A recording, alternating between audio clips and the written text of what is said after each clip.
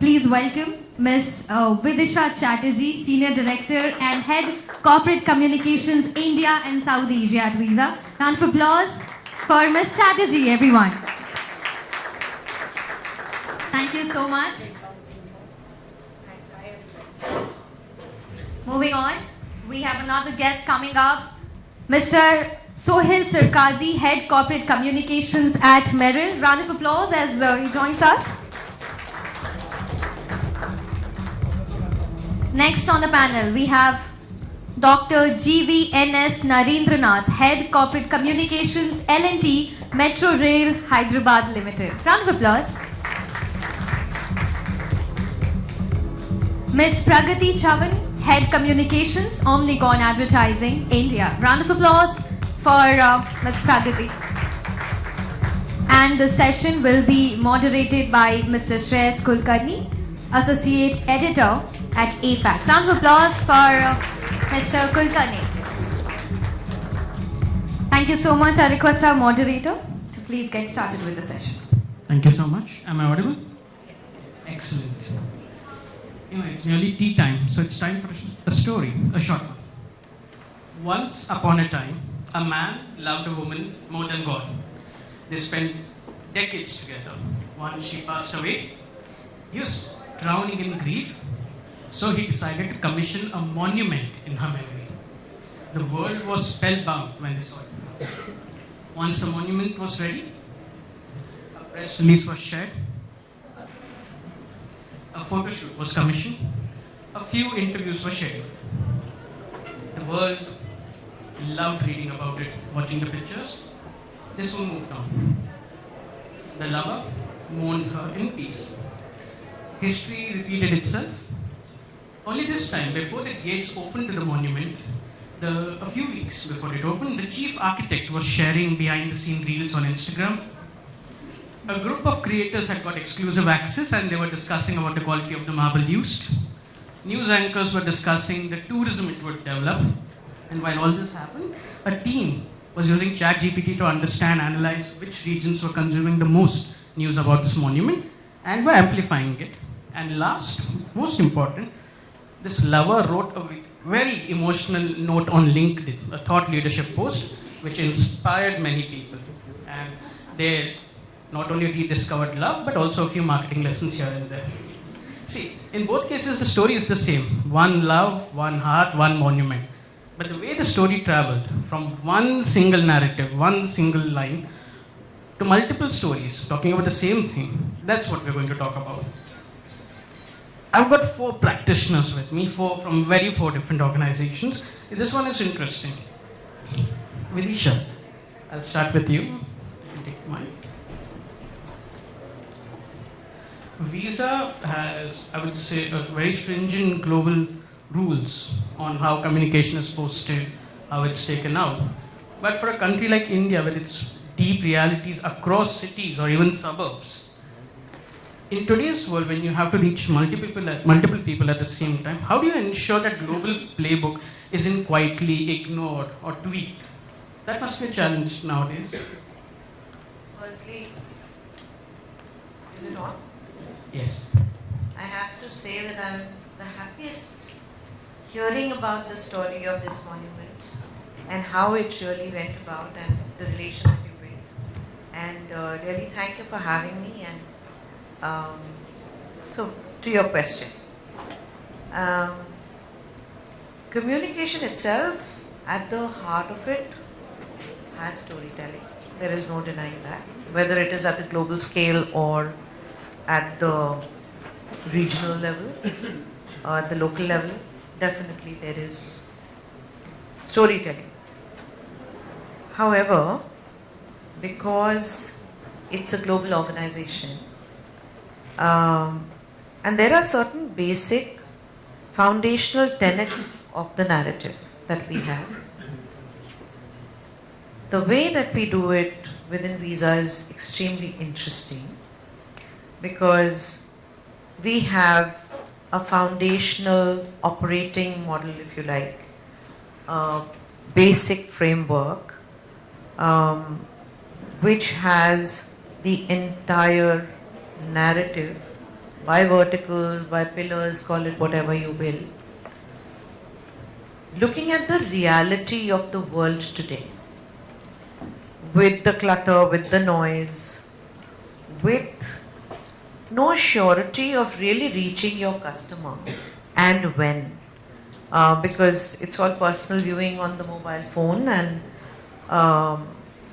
the family viewing of a television, for example, or the fact that people will even subscribe to newspapers, that's not certain today, right? Everything is being consumed on this device that we have in our pockets.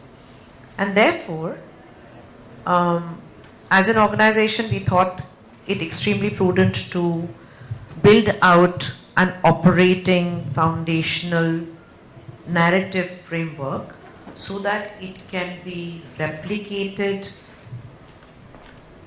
Doesn't matter however many spokespeople voices you have by regions or the media. The basic tenets of that narrative, that messaging doesn't change, though it does build in the flexibility of including the regional nuances or whatever else is required. When do you decide, okay, it's time to bend it, the framework? When, as a practitioner, so two things very quickly. One is that because there is a framework, it frees us up not to reinvent the wheel every time, and depending on the circumstances that you are operating within, whatever is the situation, you know where to bend it, where to tweak it, and how to, and basically how to convey that. So because the framework itself provides you with that flexibility, we can play with it. Okay, I'll take that. Now, you just heard about a global giant and its framework. But Dr. Narendranath, for you, public infra, people are always talking about it. They're going to post something online, sometimes even on platforms where you may not be present or monitoring.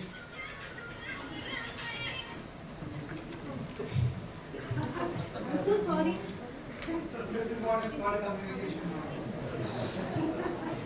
It took away our attention for a few seconds. So I was asking, unlike an established playbook, with you, I assume your playbook is always changing because public infra users, the metro users, they'll be posting stories, they'll be posting news updates, sometimes even platforms where you may not be actively monitoring everything. Unlike a built framework, your framework or your system is being built by others, sometimes good or sometimes bad. Now you may want to co-opt them, you may want to bring them in and make them part of your narrative, but how do you do it without it being very overt? Thank you, and please call me Naren. I'm in this paradox of given name, acquired name, and the real name.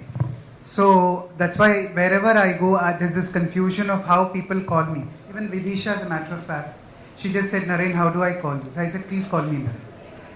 Now, coming to your question. See, Metro is a very, very complex communication model which needs to be treated with a certain kind of intelligence. What I mean is, every day the Metro travels 28,000 kilometers, 1,200 trips daily, and we have transported around 820 million people till date from its inception. So, communicating with this kind of a crowd, with this kind of a mindset is extremely difficult, and this is where the concept of storytelling and system telling really is very apt for infrastructure. In infrastructure, you do only system telling, you don't do storytelling. I'll tell you why. Storytelling gives you a moment, like the reels which the passengers will post. Whereas system telling gives you a model in which the narrative architecture is built. So when a narrative architecture is built, for example, I'll tell you who are my stakeholders. Passengers, government, politicians, media, 27 international stakeholders that run the system for me, and the 820 million passengers. anything that goes wrong impacts this entire gamut of people, stakeholders who are related to running this metro. So Hyderabad Metro, it's been a challenge since inception as to how to, because you name the risk, this project had that risk, and L&T had the guts to take it up and make it what it is today. So for example, so when you're building a system narrative, everyone falls into it. So that is where you need to build the trust to the passenger that yes, for me, system telling is building trust and reliability. For me, a passenger, adding to what Vidisha has said, is that how do I change my communication? I become a passenger myself. I travel. I listen to everything that goes on in the system. And then I listen to that noise and then accordingly develop plans. So this is something which for infrastructure doesn't run by campaigns. Let me be very clear.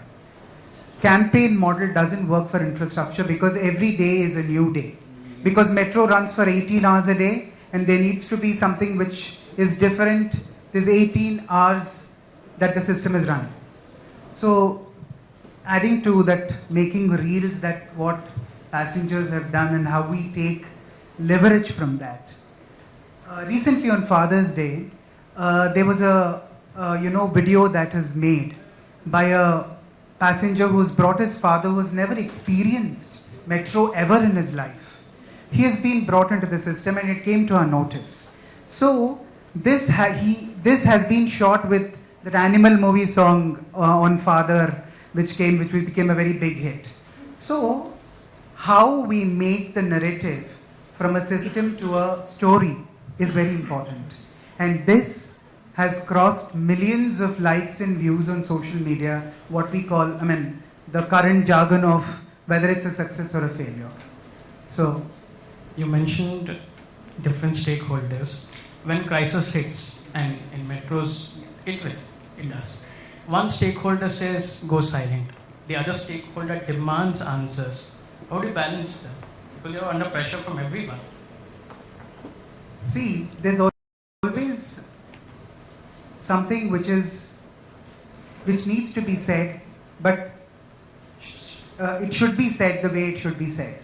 For example, for me, the passenger is my God. He has to be communicated. For example, there's a disruption. For example, let's say some signaling system has collapsed and the trains are running on a manual mode, not on a automatic mode. I need not tell that trains are running on manual mode and the co-pilot who's running the train is doing everything manually. But I need to communicate this in such a way that he gets the information. So I know there's pressure. Maybe, the CM himself started calling these days to my managing director saying, what is this? I'm seeing metro stopped on the tracks and what are you guys doing? So I need to make my senior management strong enough to address these questions that are going to come from all these stakeholders I've spoken. So being visible and at the same time communicating what is necessary has always been a challenge and it's still a challenge. And for infra projects of this stature, it will still remain a challenge. I understand the pressure a bit. I only wish Devendra Fadnavis would call everyone when a local train at Meera Road would be delayed. That's what I say. Speaking of pressure, this is a nice answer. Pragati, you were under tremendous pressure, or even now, you were heading comms for Omnicom after it acquired IPG, the biggest acquisition in advertising history. I have to wonder, when you were trying to communicate information out to the public, this is happening, this is going to happen, your audience is mainly communication professionals who can make out a holding company statement from, let's say, a genuine answer from 2 miles away. At that time, what was your idea of how to go about it? Which channels you used? What was your idea? I think, first and foremost, thank you for having me here, and it's exciting to see all these amazing faces in the room and on the panel. Thank you so much. I think we're in the middle of any high-profile M&A. It can feel like a whirlwind.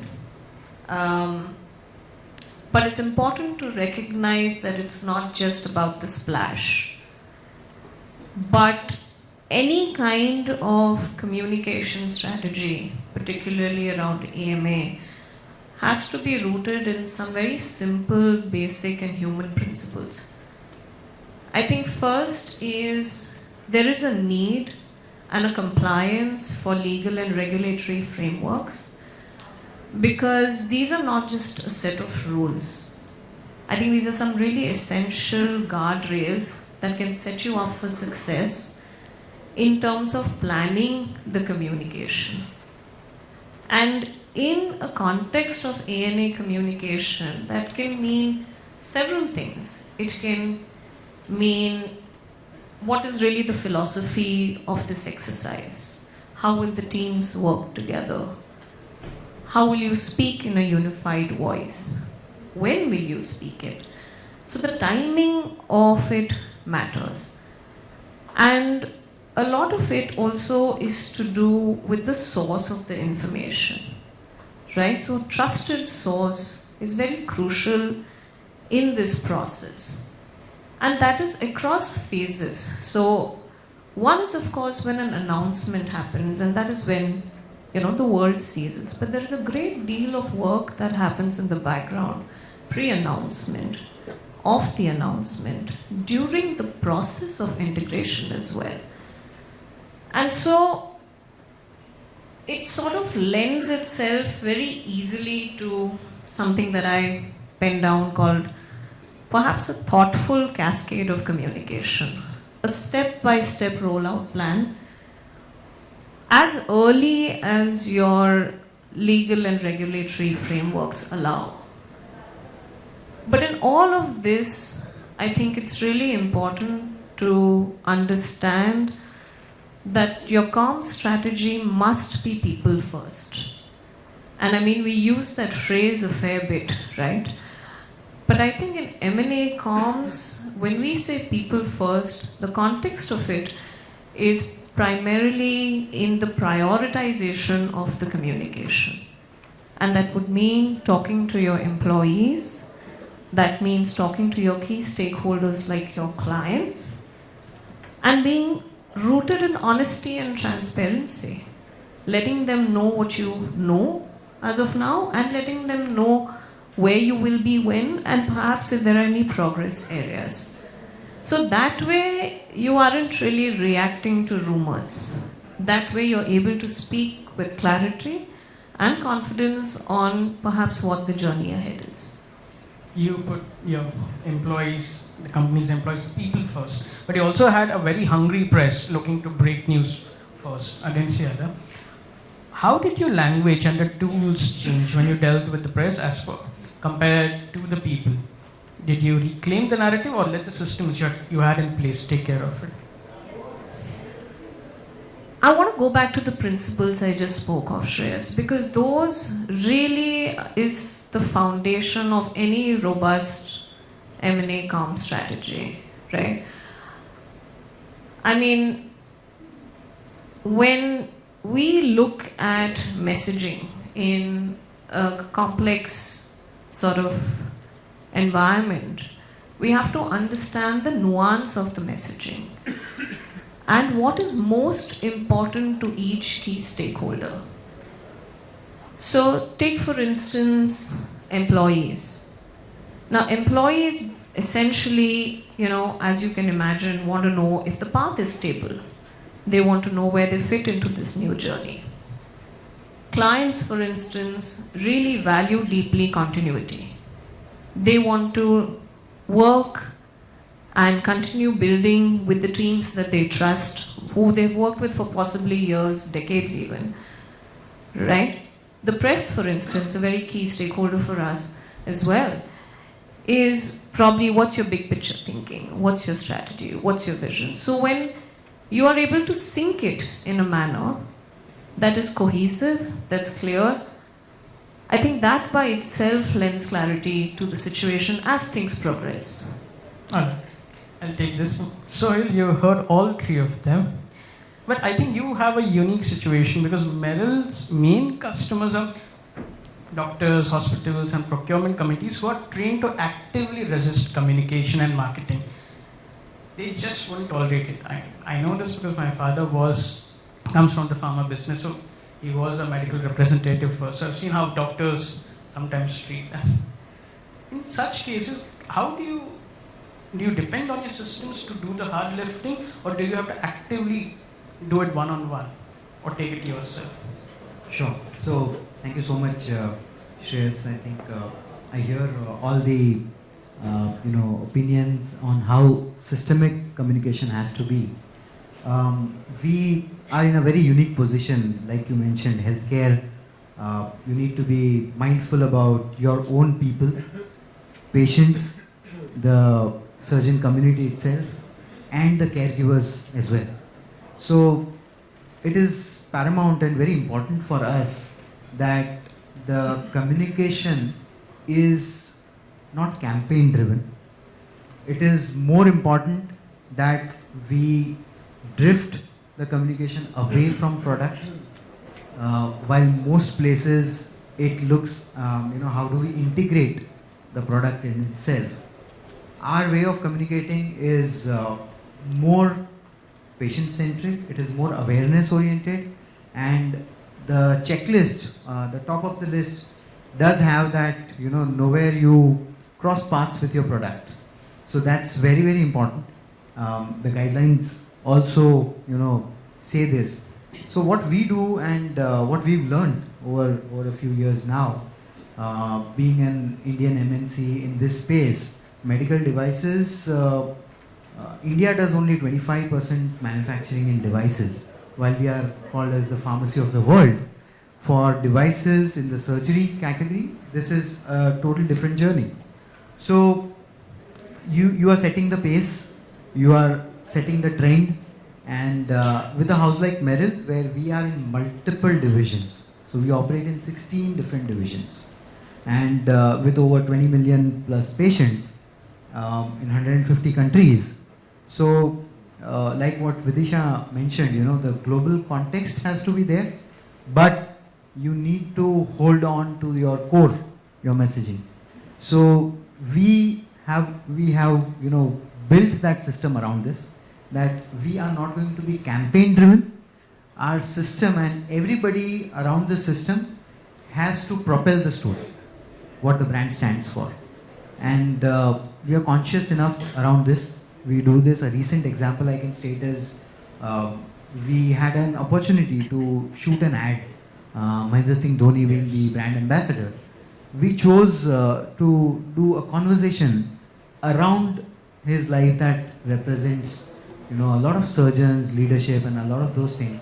And to our surprise, we got a very good response around that, because a patient was able to relate, a surgeon was able to relate to it, our own team, the leadership was able to relate to it, and a good response, like what Naren just mentioned, that the response is measured with how many views or what you were able to fetch online. So yeah, I think most parameters we felt that this is a better way and approach that helps healthcare to take the messaging ahead for the brand. But I have to understand, I watched the MS Dhoni campaign where he teaches a group of elders how to play cricket, and especially the helicopter shot. It's a sudden break in your communication, a sudden mass campaign using a very big celebrity face. Does that disrupt you? And you say that your customers or your audiences received it well, but I'm sure they must have said, okay, you are just playing it up now. Has it ever worked against you? Not this, but whenever such a Not really. We are cautious, and we are very, very mindful of this. India as a country has a lot of barriers if you have to communicate. So we keep them in mind, but I think more importantly what we focus and what we see is that healthcare is not a topic that everyone wants to talk about. Illness is not something that people want to talk about. You tell in my family, somebody elder, parents, or anybody sitting here that you want to go and see a doctor and he suggested a surgery, you need to go. There's not somebody who will say, okay, let's go. Nobody wants to, talk much about it. We've seen this in COVID. COVID hai, batana mat, people should not know.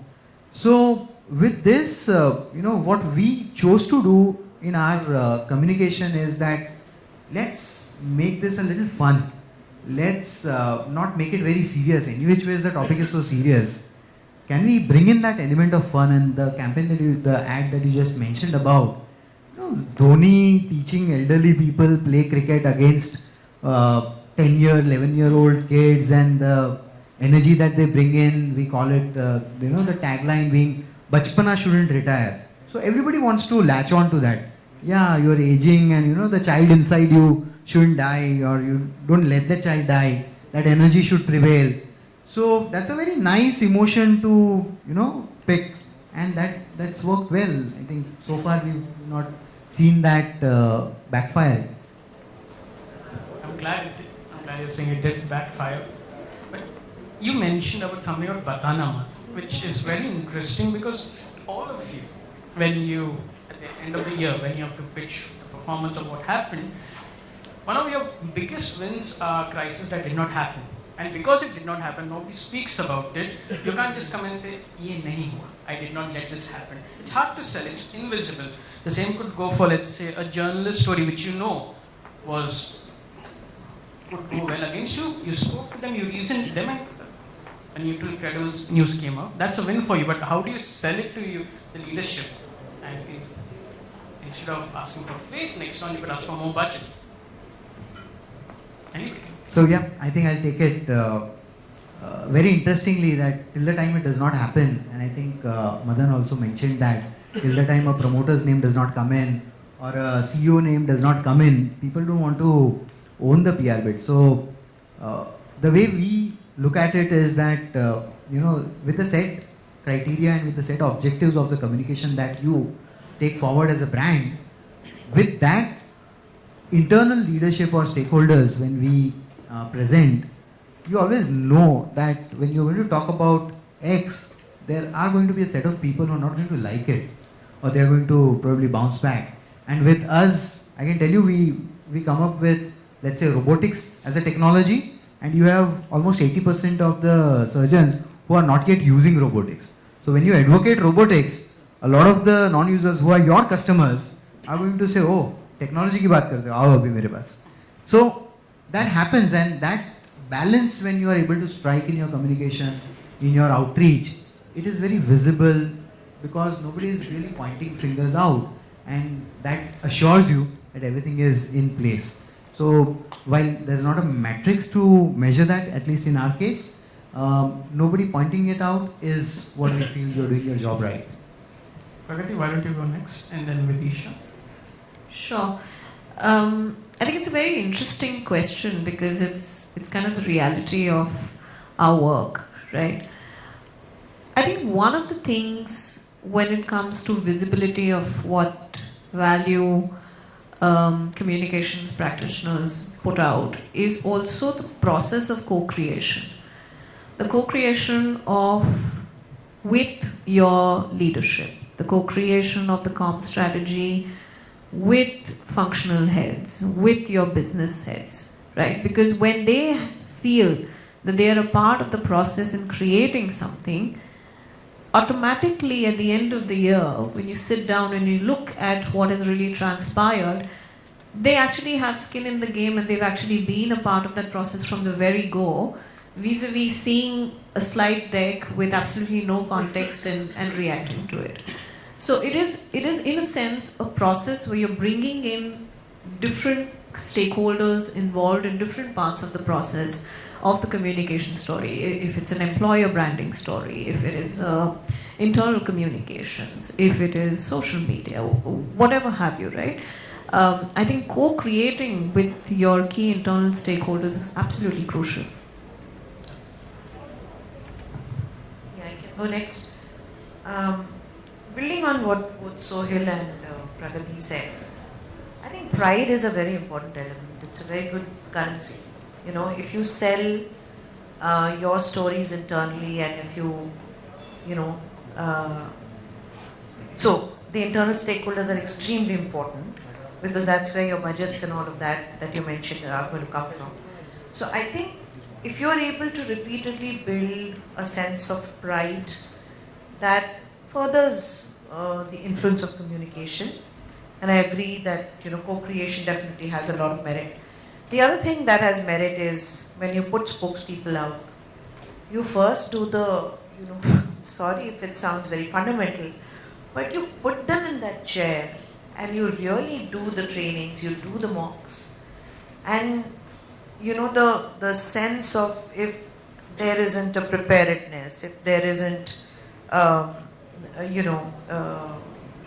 if the message doesn't come across in terms of how it is meant according to the system, the global playbook, tweaked to the regional nuances and all of that, there is a certain heat. So I think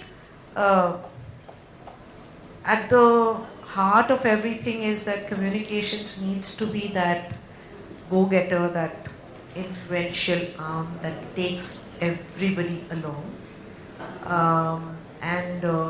It is to the brand's benefit and to the people who are servicing the brand, really, who are the ambassadors who are carrying it through.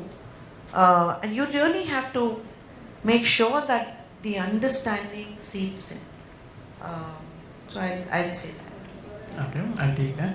Then yes, forgive me for taking a bit humorous route, but is it that you tell the MD the CM did not call for the last 6 months? He tells me that, I don't tell. Anyway, talking about your question. See, I mean, infrastructure is a very, is a mammoth that has to be handled in a different way. For example, as a passenger standing in a platform, I would see the train coming, I get into it and I go to my destination. That's it. He's not interested, or he or she is not interested in knowing anything else beyond that. In building... Hello? In building this narrative, what our team did was, we opened up the entire metro operations. Because for me, communications is an operating system which runs along with the metro rail system. So the signaling, the communication, telecom, the operations control center. Now you ask anyone in Hyderabad, most of them know what is the backbone on which metro runs. Based on this, very recently, we did fare fixation. We've increased the price of metro. Everyone, including my senior management, was panicked as to, they'll pelt stones on the metro, they'll do dharna, they'll sleep on the tracks, and then, for example, I have seen in my career over the last decade, 3 chief ministers, 3 CEOs, but one thing that didn't change is Naren.